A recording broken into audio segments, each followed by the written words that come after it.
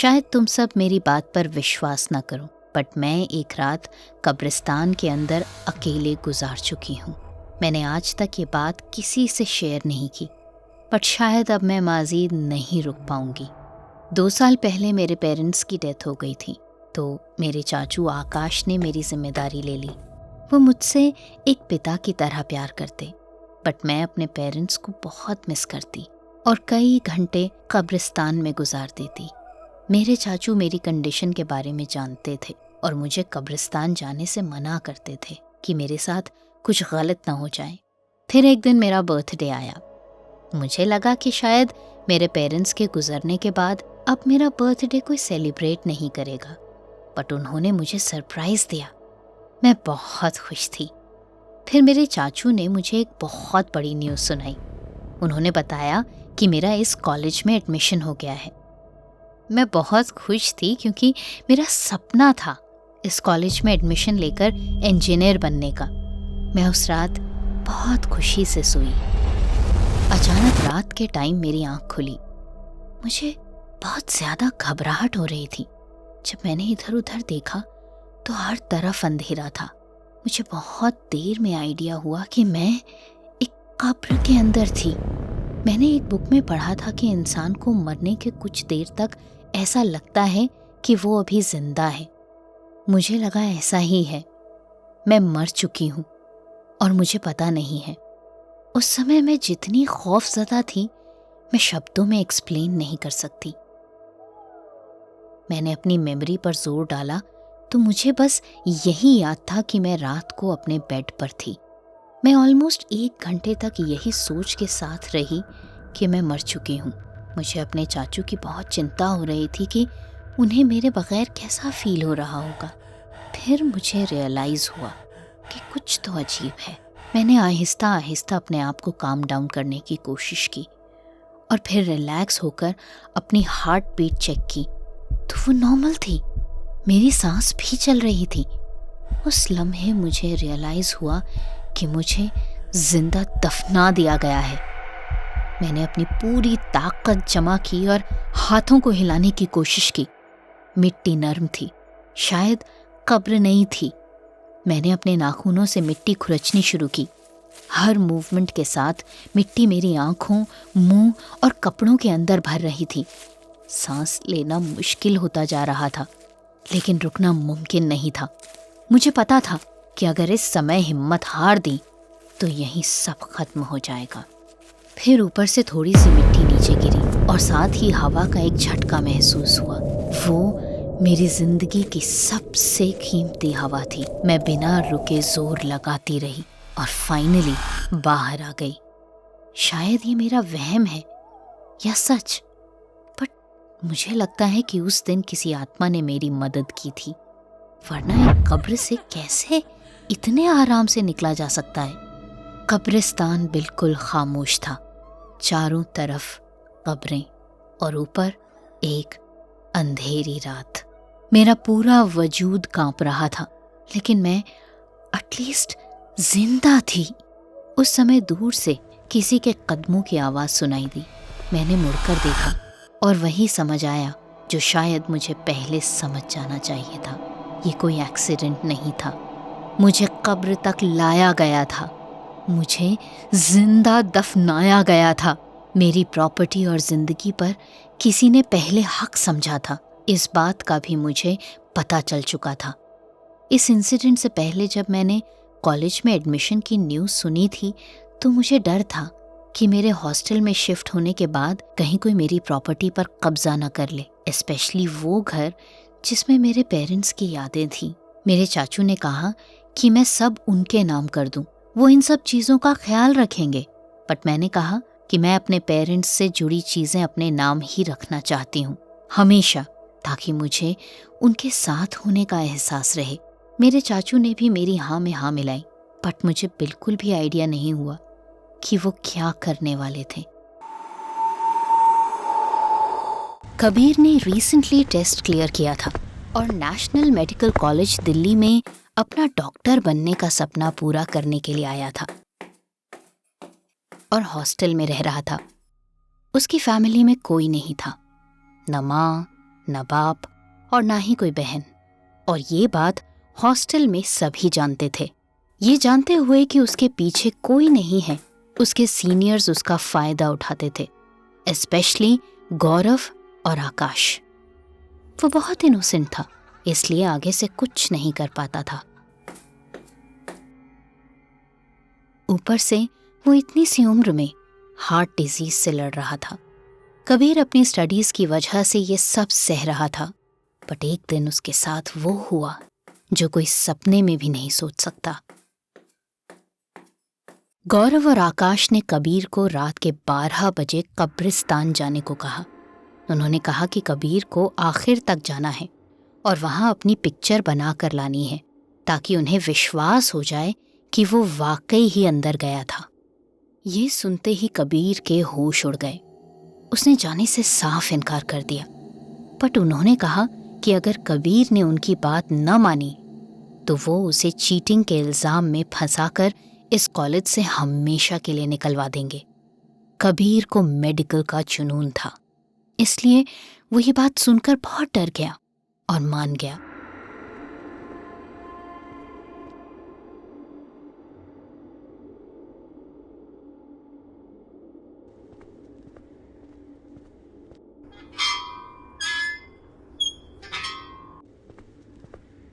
जैसे ही वो कब्रिस्तान में एंटर हुआ, उसे किसी की चीख सुनाई दी। कबीर ने अपना वहम समझ के इस बात को इग्नोर कर दिया और आगे बढ़ने लगा, बट फिर मज़ीद आवाज़ें आने लगीं। उसे लग रहा था कि किसी भी लम्हे उसका दिल बंद हो जाएगा। वो वापस जाना चाहता था, बट गौरव और आकाश का खौफ उसे आगे बढ़ने पर मजबूर कर रहा था। अचानक कबीर को फील हुआ कि कोई उसका पीछा कर रहा है। उसने मुड़ के देखा तो कोई नहीं था, और फिर ऐसी आवाज आई जिसने उसे हिला कर रख दिया। तुम यहाँ से नहीं जा सकते। उसकी आंखों के सामने एक खौफनाक शक्ल वाली लड़की खड़ी थी। दूसरी तरफ गौरव और आकाश काफी देर से कबीर का वेट कर रहे थे। 1 घंटा गुजर गया, बट कबीर वापस नहीं आया। तो उन्होंने सोचा कि वो अंदर जाकर चेक करें, और अंदर उन्हें कबीर दर्दनाक हालात में मिला। लेकिन ये क्या, वो खौफनाक लड़की उसके पास ही खड़ी थी और उससे कोई नहीं डर रहा था, क्योंकि गौरव और आकाश ने उसे हायर किया था कबीर को डराने के लिए। किसी तरह वो दोनों कबीर को वापस हॉस्टल लेकर आए। वो बहुत डर गई थी कि कहीं उनके इस मजाक की वजह से कबीर की जान न चली गई हो। बट उनकी जान में जान आई जब फाइनली कबीर की आंख खुली। बट वो कुछ नहीं बोला और सीधा अपने कमरे की तरफ चला गया। अगले दिन कबीर गौरव और आकाश के पास गया और उनसे कहा कि अब वो उन दोनों को चैलेंज देगा। उन दोनों ने उसकी बात को मजाक में टाल दिया, बट कबीर ने कहा कि अगर वो वाकई किसी चीज से नहीं डरते तो उन्हें उसका चैलेंज पूरा करके दिखाना होगा। ये सुनते ही गौरव बहुत एक्साइटेड हो गया और कहा कि वो आकाश से भी पहले ये चैलेंज पूरा करेगा। कबीर ने कहा कि जिस कब्रिस्तान में वो कल गया था, वहां 2 बहनों रानी और रिया की भी कब्र थी, जिन दोनों की उनके घर में ही मौत हो गई थी। वो घर कब्रिस्तान के सामने ही है और गौरव को उस घर में एक रात बिताकर दिखानी होगी। गौरव ये सुनकर उसका मजाक उड़ाने लगा और कहा कि वो इन सब से नहीं डरता।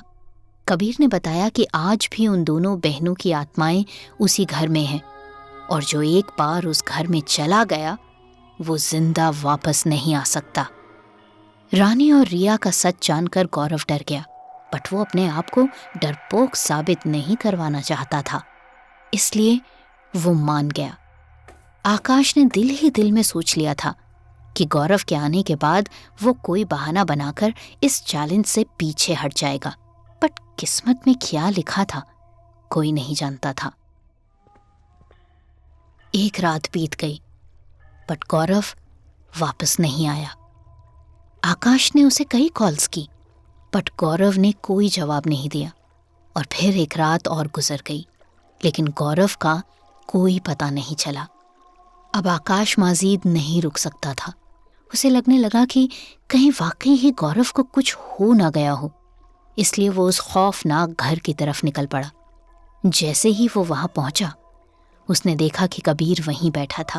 आकाश ने गुस्से में अपने दोस्त के बारे में पूछा तो कबीर ने कुछ नहीं कहा, बस अंदर की तरफ इशारा किया। इससे पहले कि आकाश कुछ और सोचता, उसे अंदर से गौरव की चीख सुनाई दी। वो फौरन अंदर की तरफ भागा, बट घर की हालत देखते ही वो बहुत ज्यादा खौफजदा हो गया। अचानक किसी लड़की की आवाज आने लगी। कौन है? कौन है? आकाश ने बताया कि उसका नाम आकाश है और वो अपने दोस्त का पता करने आया है, बट किसी ने आगे से जवाब नहीं दिया। आकाश समझ चुका था कि वो फंस चुका है। वो घर अपनी हालत से कम 10 से 20 साल पुराना लग रहा था, जहां कोई न रहता हो। जैसे ही आकाश आगे बढ़ा, उसने देखा कि दीवार पर खून के हाथ के निशान थे। वो इस घर से भाग जाना चाहता था, बट वो गौरव को अकेले नहीं छोड़ सकता था। फिर से किसी लड़की की आवाज आने लगी। कौन है? कौन है? आकाश ने इधर उधर देखा तो कोई नहीं था। वो फौरन वहां से भागने लगा, पर घर का दरवाजा खुद ब खुद बंद हो गया। आकाश ने दरवाजा खोलने की पूरी कोशिश की, बट नाकाम रहा। उसी समय उसे ऊपर वाले कमरे से गौरव की चीख सुनाई दी। वो भागता हुआ ऊपर गया। वहां का मंजर निहायत खौफनाक था।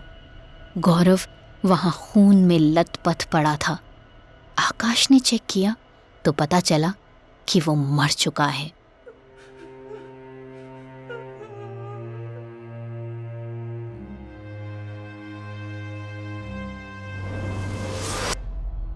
जैसे ही वो भागने लगा, गौरव ने उसके हाथ पकड़ लिए और कहा कि उसे यहां नहीं आना चाहिए था।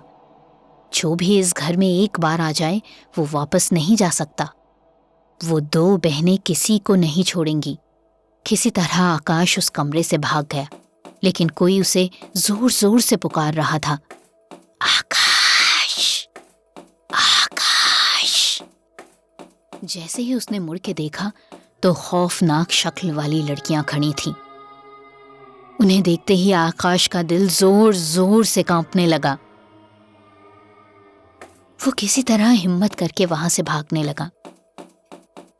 फिर उसने देखा कि नीचे कबीर खड़ा था। उसे बहुत तसल्ली हुई। वो उसकी तरफ भागता हुआ गया और उससे अपने किए की माफी मांगी। उसने कहा कि वो जानता है कि उसने अपनी जिंदगी में उसे बहुत सताया है, इसलिए उसके साथ ये सब हो रहा है। उसे उसके साथ कब्रिस्तान वाला मजाक नहीं करना चाहिए था। अब वो प्लीज उसे यहां से निकाल दे। फिर कबीर ने जो कहा, वो सुनते ही आकाश के होश उड़ गए। कबीर ने कहा कि वो उसी लम्हे ही मर गया था जब उसने उस नकली चुड़ैल को देखा था। उसके एक मंजर ने उसकी जान ले ली। आकाश ने डरते हुए पूछा कि कबीर इस घर के बारे में कैसे जानता है। कबीर ने बताया कि इस घर में जिन 2 लड़कियों की मौत हुई थी वो उसकी सगी बहनें थीं। उसने बताया कि 10 साल पहले उसके फादर ने ये घर खरीदा था और वो सब यहाँ शिफ्ट हुए थे। वो लोग बहुत खुश थे क्योंकि जिंदगी में पहली बार उन्होंने अपना घर खरीदा था और वो सब हंसी खुशी अपनी जिंदगी इस घर में बिताना चाहते थे। कबीर उस टाइम सिर्फ 10 साल का था। उनकी मम्मी के जाने के बाद रानी और रिया ने उसे माँ का प्यार दिया था। बट फिर एक दिन कबीर और उसके पापा किसी काम से घर से बाहर गए। रानी और रिया घर में अकेली थीं। अचानक टीवी पर न्यूज़ आई कि एक साइको किलर एक खौफनाक बड़े साइज का चाकू लेकर इधर उधर घूम रहा है, तो कोई भी अपने घर का दरवाजा किसी अनजान व्यक्ति के लिए न खोले। ये सुनकर रानी और रिया बहुत डर गईं और अपने आप को एक रूम में लॉक कर लिया। इसी लम्हे उनके घर की लाइट चली गई। वो अपने आप को काम डाउन कर ही रही थीं कि घर का दरवाजा खटकने लगा। उन्हें लगता है कि शायद उनके पापा और कबीर वापस आ गए होंगे, तो डरते डरते रानी दरवाजे के पास गई। कौन है? कौन है? उसके कई बार पूछने पर भी जवाब नहीं आया और फिर दरवाजा खुल गया और बाहर वो साइको किलर खड़ा था। उसने उसी लम्हा अपने चाकू से रानी को मार दिया। रानी जाते जाते हमेशा के लिए अपने हाथों के निशान इस घर की दीवारों पर छोड़ गई। जैसे ही रिया ने रानी की चीख सुनी, वो भागती हुई दरवाजे के पास आई।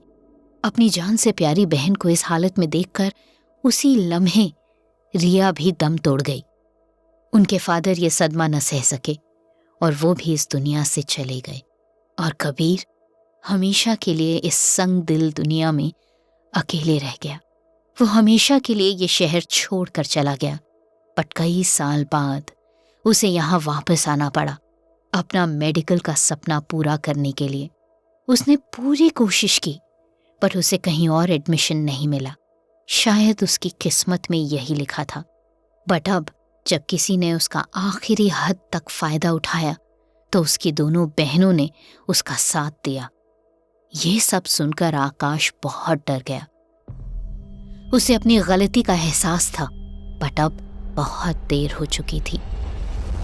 अब सिर्फ इंसाफ का समय था।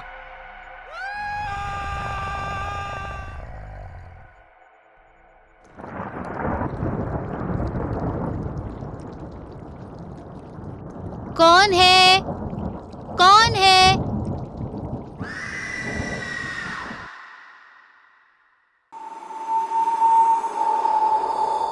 ईशान कब्रिस्तान में सिक्योरिटी गार्ड की जॉब करता था। वो हार्ट पेशेंट था और ऐसी जगहों से बहुत डरता था। लेकिन दूसरी जॉब न मिलने की वजह से उसे मजबूरन यहाँ काम करना पड़ता था। हाँ, मगर उसने मैनेजमेंट से ये रिक्वेस्ट की हुई थी कि वो कभी भी रात को ड्यूटी नहीं करेगा। इसलिए रात के टाइम वहाँ उसका दोस्त संजू ड्यूटी करता था। लेकिन किस्मत उसे कहाँ ले जाएगी, इस बात का उसे बिल्कुल भी अंदाजा नहीं था। दिसंबर की सर्द रात थी जब उसे अचानक संजू की कॉल आई। वो बहुत हैरान था कि ड्यूटी के टाइम संजू उसे क्यों कॉल करेगा। बट ईशान की हैरानगी खौफ में बदल गई जब संजू ने उसे कहा कि उसे रात के इस टाइम कुछ देर के लिए कब्रिस्तान आना पड़ेगा। रात का वो खौफ और कब्रिस्तान, ये सुनते ही ईशान और ज्यादा सहम गया। वो मना करने ही वाला था कि संजू ने बताया कि असल में उसकी माँ का एक्सीडेंट हो गया है और वो सीरियस कंडीशन में हॉस्पिटल में है और वो कब्रिस्तान में उसका वेट कर रहा है कि जैसे ही वो वहाँ आए वो कुछ देर के लिए अपनी माँ को देखने चला जाए। ईशान कभी भी इस बात पर न मानता, मगर वो अच्छे दिल का इंसान होने की वजह से खुद को रोक न सका। कब्रिस्तान उसके घर से वॉकिंग डिस्टेंस पर था, मगर उसके लिए एक एक कदम भारी था। उसे लग रहा था कि वो खुद चलकर मौत के मुंह में जा रहा है। वो सूनी सड़क, वो मुर्दों की जगह पर रुकने का खौफ, सब कुछ बहुत ही खौफनाक था।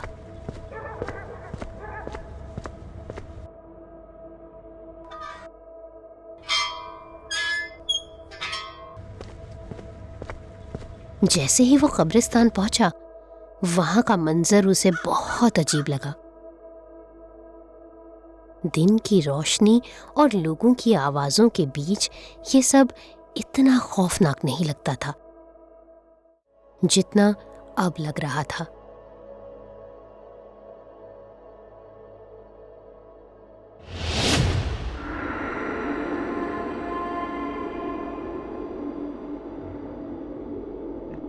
उसी लम्हा वहां संजू आ गया और ईशान को ड्यूटी के लिहाज से कुछ चीजें समझाने लगा। बातों के दौरान ईशान की नजर एक कब्र पर पड़ी जो बिल्कुल फ्रेश लग रही थी। उसकी परेशानी देखकर संजू ने बताया कि यह कब्र एक लड़की विक्टोरिया की है जिसकी आज शादी थी, लेकिन अचानक से उसकी डेथ हो गई और कोई नहीं जानता कि ये नेचुरल डेथ थी कि मर्डर। ईशान ये सुनकर और डर गया जब संजू ने उसे बताया कि विक्टोरिया को दफन हुए 1 ही घंटा हुआ है। ये सब बताकर संजू वहां से चला गया और ईशान डरते डरते एक दरख्त के नीचे बैठ गया। अचानक उसी कब्र के अंदर से जोर जोर की आवाजें आने लगी। इससे पहले कि ईशान कुछ सोचता, वो कब्र फट गई और उसमें से एक औरत बाहर आई। वो तेज कदमों से ईशान के करीब आने लगी, जैसे वो उसको कब्र के अंदर खींचने के लिए आ रही हो। इसी लम्हा ईशान होश खो बैठा, मगर जब वो उठा तो सब नॉर्मल था। उसी लम्हा उसे रियलाइज हुआ कि ये सब उसका सपना था। तो उसने फैसला किया कि वो अब किसी भी तरह के खौफ को इग्नोर करेगा। लेकिन फिर उसी कब्र से आवाजें आने लगी। इस लम्हा ईशान का पूरा जिस्म कांप रहा था और उसका दिमाग बिल्कुल बंद हो चुका था। फिर आवाज बढ़ने लगी। ऐसे लग रहा था जैसे कोई अंदर से बाहर आना चाहता हो। और फिर ऐसी आवाज आई जिसने इस मंजर को और खौफनाक बना दिया। वो एक लड़की की आवाज थी जो कह रही थी कि वो जिंदा है और उसे बाहर निकालो। ये सुनते ही ईशान वहां से भागने लगा, मगर वही आवाज फिर से आई। ईशान के दिमाग में सवाल आया कि अगर वाकई ही अंदर कोई इंसान जिंदा हुआ और वो उसे न बचा पाया तो वो अपने आप को कभी माफ नहीं कर पाएगा। ईशान ने बहुत हिम्मत करके वो कब्र खोदी और अंदर वाकई ही एक जिंदा लड़की थी। ईशान ने उसे बाहर निकाला और पुलिस को कॉल की। पुलिस के साथ डॉक्टर्स भी वहां पर आए और उन्होंने कंफर्म किया कि ये लड़की जिंदा है।